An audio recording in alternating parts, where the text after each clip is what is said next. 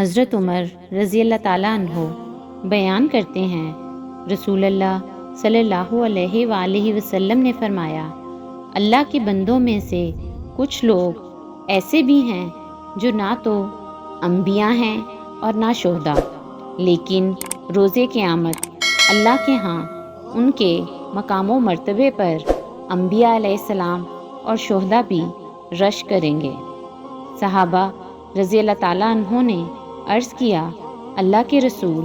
آپ صلی اللہ علیہ وآلہ وسلم ہمیں بتائیں کہ وہ کون لوگ ہیں؟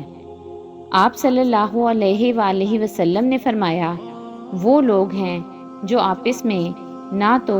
کسی رشتے ناطے کی وجہ سے محبت کرتے ہیں، نہ کسی مالی شراکت کی بنا پر، بلکہ وہ محض اللہ کے حکم اور قرآنی اتباع میں باہم محبت کرتے اور لین دین کرتے ہیں۔ اللہ کی قسم ان کے چہرے چمکتے ہوں گے اور وہ نور کے ممبروں پر ہوں گے، اور جب دیگر لوگ خوف میں مبتلا ہوں گے تو وہ خوف زدہ نہیں ہوں گے، اور جب دیگر لوگ غم کا شکار ہوں گے تو وہ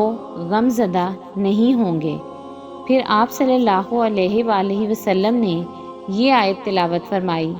سن لو، بے شک اللہ کے دوستوں پر نہ کوئی خوف ہوگا اور نہ وہ غمگین ہوں گے۔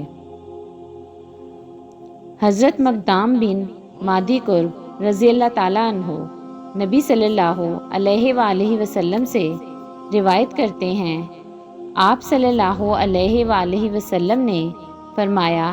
جب آدمی اپنے مسلمان بھائی سے محبت کرے تو وہ اسے بتائے کہ وہ اس سے محبت کرتا ہے۔